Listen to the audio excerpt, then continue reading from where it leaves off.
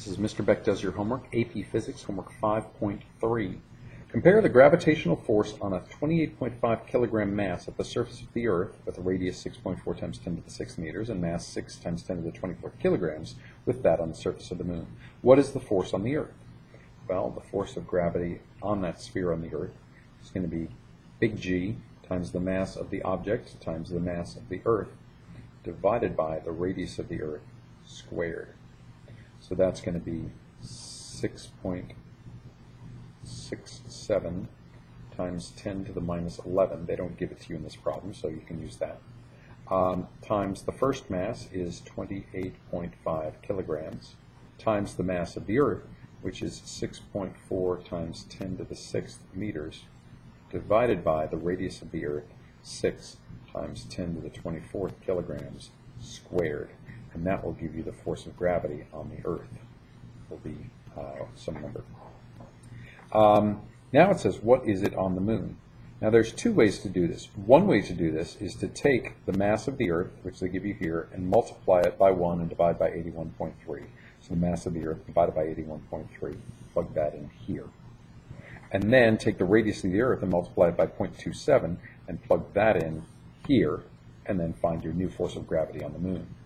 The other way to do it is to say that the force of gravity on the Moon, so I'll call that force of gravity on the Moon, is going to be G times the mass of the Moon, the mass of the object times the mass of the Moon divided by the radius of the Moon squared. But I noted that the radius of the Moon is 0.27 radius of the Earth. So this is going to be G times, the mass of the Moon is 1 over 81.3 times the mass of the Earth.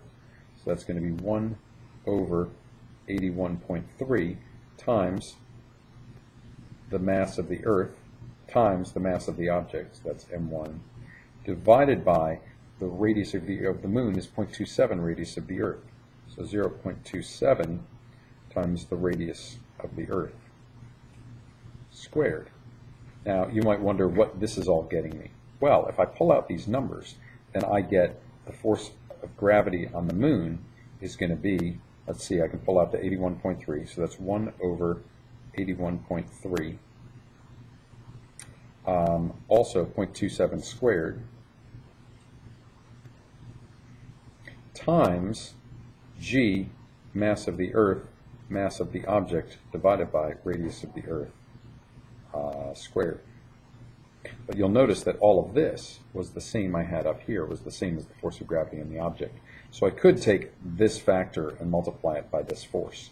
So either you can do your multiplications and then pull it through to get your new force, or you can figure out what this factor is and multiply it by the force that you had before, because that's what it was, G, mass of the Earth, mass of the object, divided by radius of the Earth squared.